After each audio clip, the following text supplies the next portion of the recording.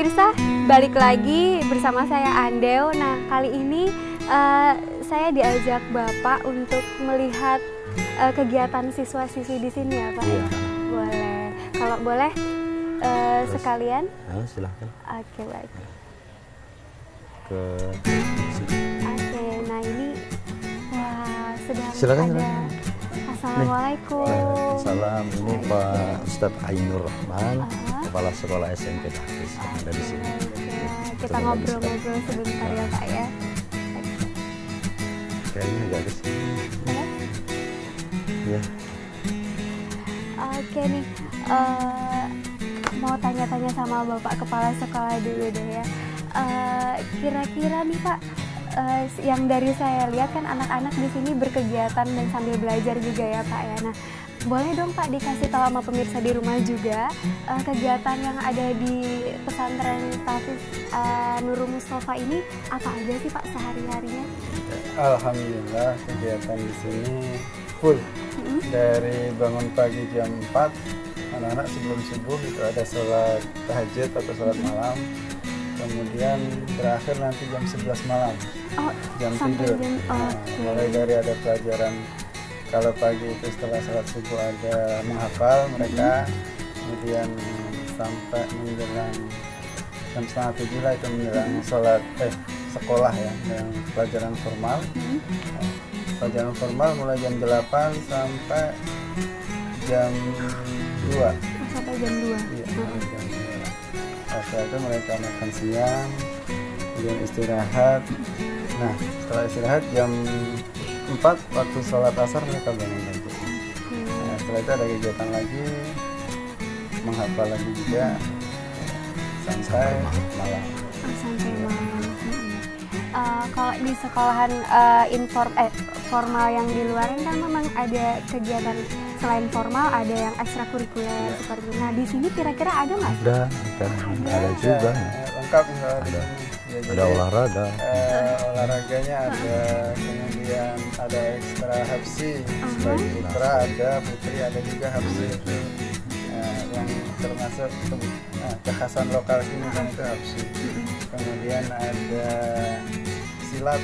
Ada juga silat. Dan pramuka ada juga dan pokoknya nggak ketinggalan. Nggak ketinggalan juga, tetap ada. Selain mereka menghafal, belajar umum juga ada, ekstranya juga ada. Jadi dari ekstra olahraga, seni juga ada di sini. Ya, ada keterampilan putri juga ada. Keterampilan putri juga ada. Oke, banyak. Satu contoh menjahit sama mulang. Disediakan juga ya Pak, karena memang satu hari itu full, jadi memang kegiatannya juga disediakan juga. Dan mereka tinggal di sini, kalau nggak ada kegiatan malah gimana gitu. Jadi harus disiapkan berbagai kegiatan untuk mengisi waktu-waktu kosong mereka. Oke deh. Nah, balik lagi ke Pak Tri, selaku pembina dan pengasuh ya Pak ya dari pesantren ini sendiri. Boleh dong Pak dibagi program-programnya di pesantren ini apa aja? Yang pertama, kita pesantren ini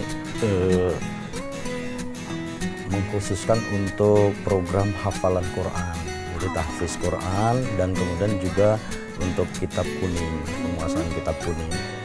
Kitab kuning kita ngambil dari metodologi Amsilati yang dari Jawa, dari Kudus sana. Itu belajar kitab kuning cepat, bahkan bisa 4 bulan sampai 5 bulan anak-anak sudah menguasai kitab-kitab kuning yang dasar selama 4 bulan atau 5 bulan itu. Jadi memang ada tahapan-tahapan Ada, ya Pak?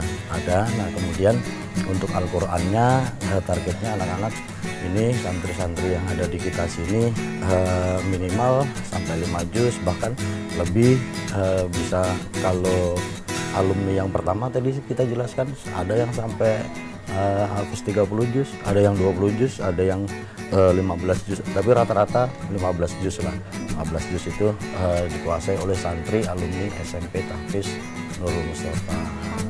Dan kemudian juga anak-anak ini banyak membawa nama baik Kabupaten Tabalong. Prestasinya sampai ke provinsi, bahkan sampai ke nasional.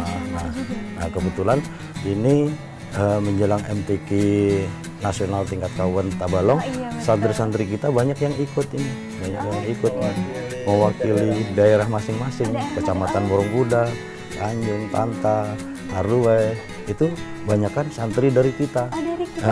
Ada yang ikut 5 juz, ada yang ikut 10 juz, ada yang ikut 20 juz.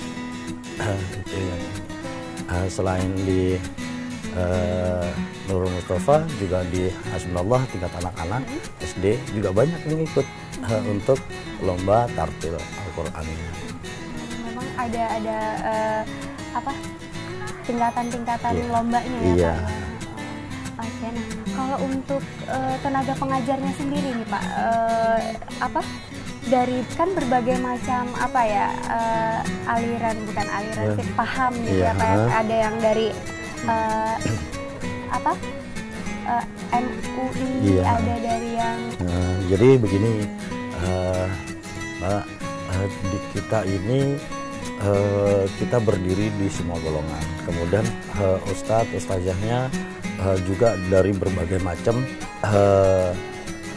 alumni, ada yang dari Mesir, ada yang dari Yaman, ada yang dari Darussalam Martapura, terus kemudian ada yang dari Pemangkih, ada yang dari Pondok Modern Gontor. Jadi kita kumpulkan di sini, masing-masing mempunyai kelebihan, kita jadikan satu karena kita intinya membesarkan Islam lewat Al-Quran dan kemudian paham Ahlus Sunnah wal Jamaah.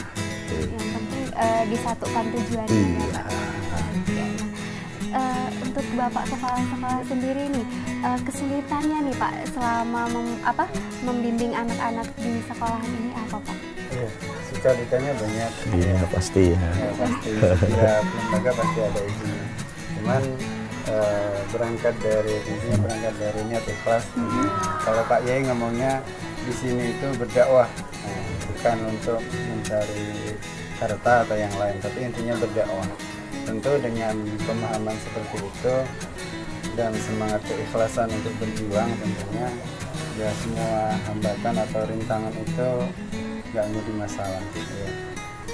Rintangan itu karena ini masih tergolong baru sekolah ini ya, masih berjalan 5 tahun, banyak sarana yang kurang, ya. Kemudian dari sisi guru-gurunya pun kadang kurang karena ada yang masuk, ada yang keluar juga karena keperluan yang lain ya. Nah, yang kemudian anak-anak juga cukup banyak anak, ada putra, ada putri, tentunya ada masalah juga dari situ. Cuman dengan aturan yang tegas, dengan disiplin yang ketat, insya Allah ya semuanya berjalan dengan baik selama ini. Nah, untuk Pak Tri sendiri nih, sebagai figur seorang polisi juga dan sebagai pembina juga, itu kesulitannya sendiri apa Pak? Baik itu membagi waktu atau?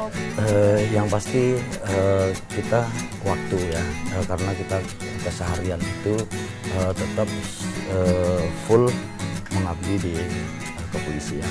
Nah, kemudian untuk selebihnya kalau ada waktu luang, ada waktu kosong, sore hari, malam hari, kita selalu berpikir untuk membesarkan lembaga ini, sehingga kita tidak bisa meninggalkan asal-usul kita dari kepolisian.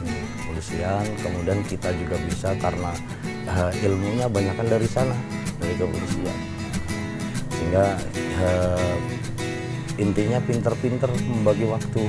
Dan kebetulan kita juga tinggal di lingkungan lembaga ini, sehingga ketika ada permasalahan itu lebih memudahkan kita karena kebetulan kita juga bertempat tinggal di kompleks juga. Memang aksesnya tidak terlalu jauh ya Pak ya. Nah pemirsa, setelah ini kita akan ngobrol-ngobrol banyak tentang metode yang diberlakukan di sekolahan ini.